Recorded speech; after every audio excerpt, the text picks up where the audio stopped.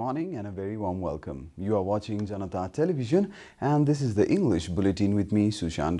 The top stories first. 83 new cases of coronavirus confirmed in Nepal. Total number of patients reaches 217. Authorities in Bara tightened lockdown measures. Government takes such measures due to rising cases of coronavirus. Standing committee meeting of NCP to take place today. Leaders ready to sit for talks at 11 a.m. 16 dead in Kabul hospital attack, 24 killed in funeral bombing. And tackling will be banned in Premier League training. Training likely to begin from Monday.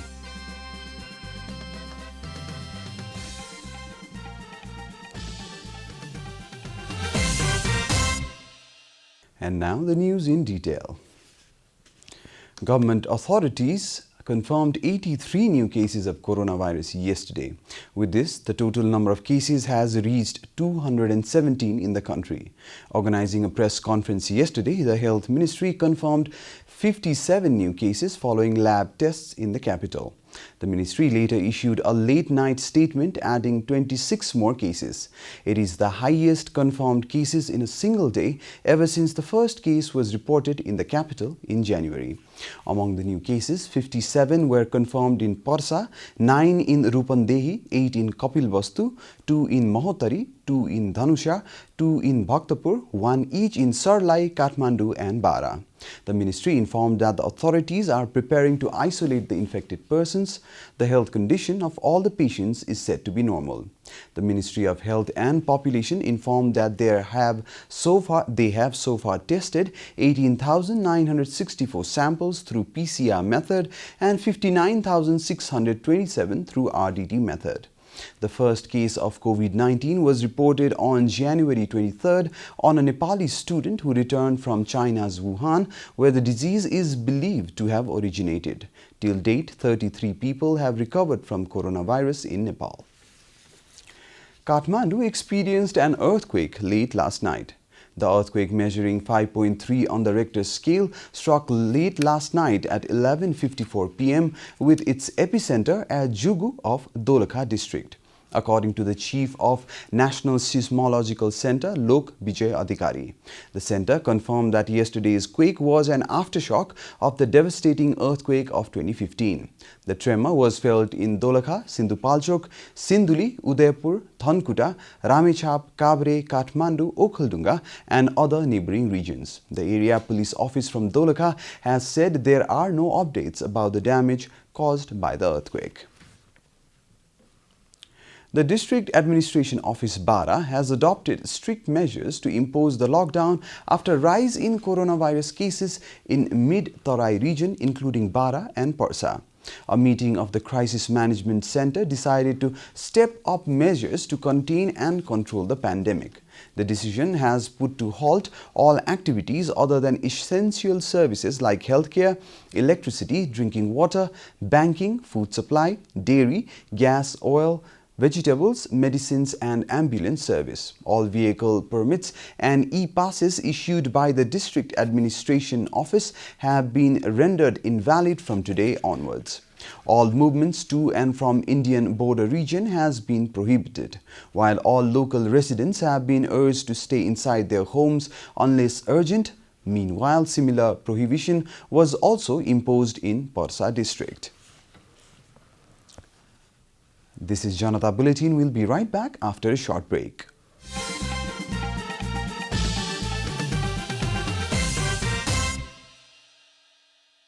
Welcome back after the break. We continue with other national news.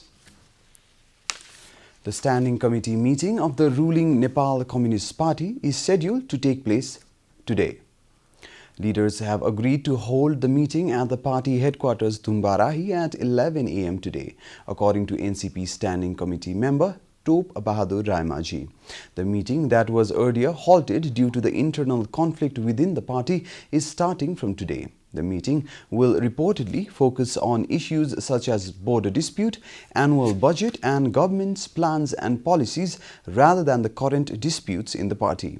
The meeting was to be held on May 7th last week but was cancelled after NCP's chairman duo could not reach an agreement on the political report and work list to be presented to the standing committee meeting. The army ants that caused havoc in the paddy fields in Sunsari and Dharan last year have returned this year as well to damage the maize fields. The farmers in the agriculture pocket regions have become worried with the infestation of their fields by the army ants. The current scarcity of the insecticide due to no new production from the factories means much of the plantation will be destroyed by these insects. Dharan sub-metropolitan cities Ward 4, 5, 6 and 20 had been designated as the agriculture pocket regions. The army ants destroyed last year's paddy fields in the same region and are damaging the maize fields this year. The ward office of Ward number 5, 6 and 30 had distributed insecticide for only the 198 hectares of land of the region. The lockdown has also caused a drop in the production of the insecticide, and market closure means there is none available for the farmers to buy as well.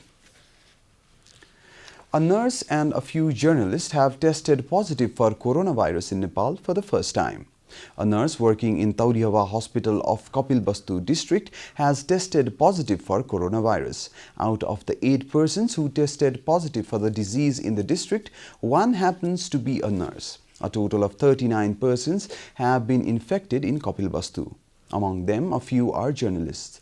It may be noted that rapid diagnostic tests of 2 nurses stationed at the central jail in Kathmandu had tested positive, but the PCR test later showed negative results. When India released its political map with the inclusion of Lipulekh, Limpiadhura and Kalapani a while back, Prime Minister K.P. Sharma Oli had committed of returning the land in reality and not just on paper. Speaking at the 0 hour of the meeting of the lower house yesterday, Chief Whip of Nepali Congress, Balkrishna Khar, had questioned the Prime Minister's commitment of getting the land back and asked for the details of the land returned back to Nepal by India.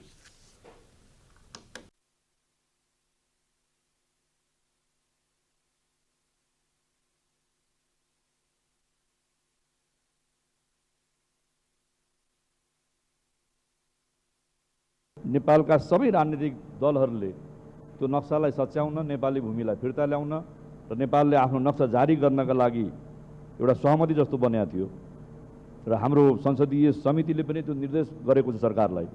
तर त्यतिखेर प्रधानमन्त्रीले के भन्नुभयो, नक्सा जारी गर्ने होइन, म त कागजमा होइन जमिनै फर्काउँछु भन्नुभयो।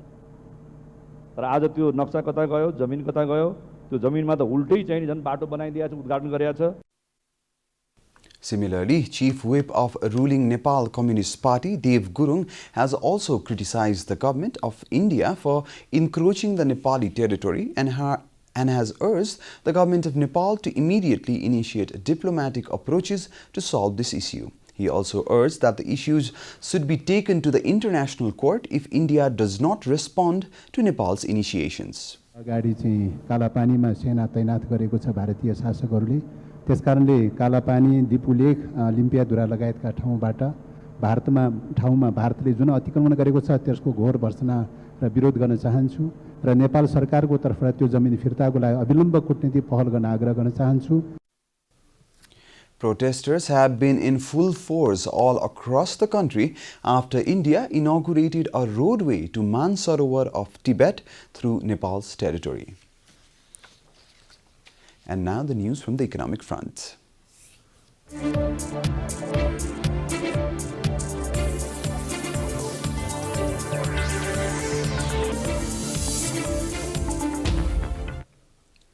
The share market was closed yesterday within 2 hours of opening after 49 days of complete closure with a drop of 25 points. The Nipsey index fell from the moment the market was opened. Once it fell below 2%, it was closed down with immediate effect. The decision to close the market was a part of a new protocol for the lockdown period, which dictates that an increase or a decrease of more than 2% will automatically enforce a market closure. Nepal Stock Exchange had decided to open the market for 2 hours every day from 12 May. On Tuesday, the share market index fell by 25.03 points to reach 1200.26 points. The sensitive index also fell by 5.39 points.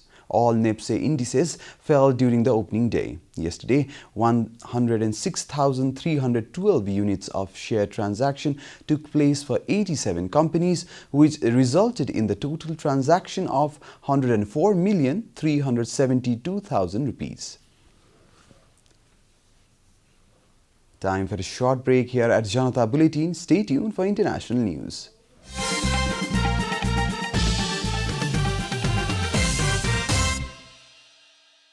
Welcome back, and now the international news. Gunmen disguised as police attacked a hospital in the Afghan capital Kabul yesterday, killing 16 people, according to Reuters. The news agency said those killed include 2 newborn babies from a maternity clinic run by the international humanitarian organization Doctors Without Borders. In a separate attack the same day, a suicide bomber struck the funeral of a police commander in the eastern province of Nangarhar, killing at least 24 people and injuring 68. Authorities said that the toll could rise. Islamic State Khorasan, the Afghan affiliate of the Islamic State militant group, claimed responsibility for the Nangarhar bombing, the site intelligence group reported. There was no immediate claim of responsibility for the Kabul attack. The Taliban, Afghanistan's main Islamist insurgency group, which says it has halted attacks on cities under a US troop withdrawal deal, denied involvement in both. President Ashraf Ghani condemned the attacks and said he had ordered the military to switch to offensive mode rather than the defensive stance it had adopted as the United States withdraws troops and tries to broker the talks. The newly revised coronavirus mortality model predicts more than 147,000 Americans will die from COVID-19 by early August, Reuters reported. The figure is nearly 10,000 more from the last projection as restrictions for curbing the pandemic are increasingly relaxed, researchers said yesterday. The latest forecast from the University of Washington's Institute of Health Metrics and Evaluation, IHME, reflects key drivers of viral transmission like changes in testing and mobility as well as easing on distancing policies, the report said. The revised projection reinforced public health warnings, including U.S. Senate testimony on Tuesday from Dr. Anthony Fauci, the nation's top infectious disease expert, that prematurely lifting lockdowns could lead to more outbreaks of the respiratory virus. We are at the end of Janata Bulletin, and now the latest from the world of sports.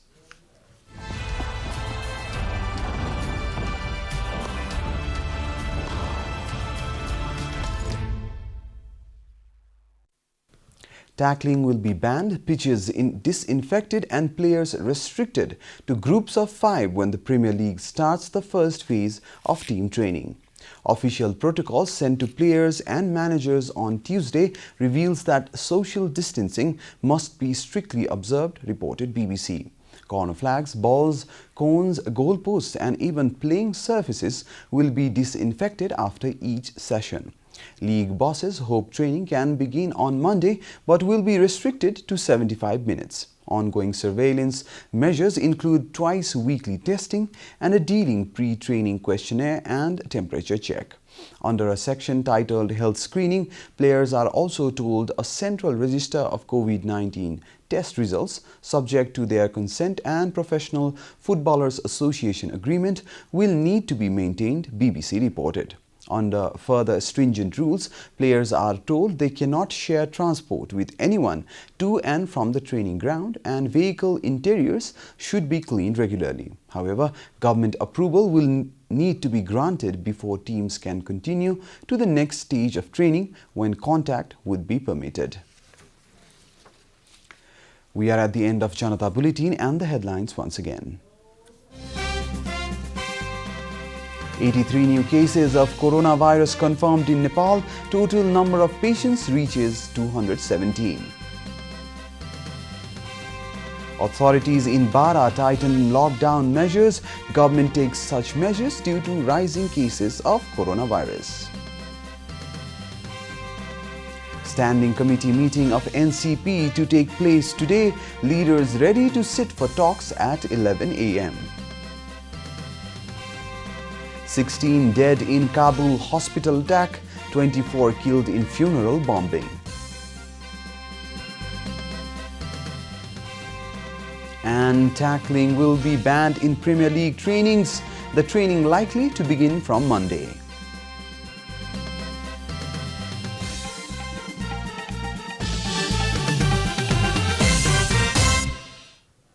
And that's all from the English News Desk for today. You can follow Janata Television and our programs on various social media platforms, including on our website JanataSamachar.com. We urge all our viewers to follow government directives of the lockdown and follow healthy hygienic practices to keep safe from any infection. Keep watching Janata Television. Namaste.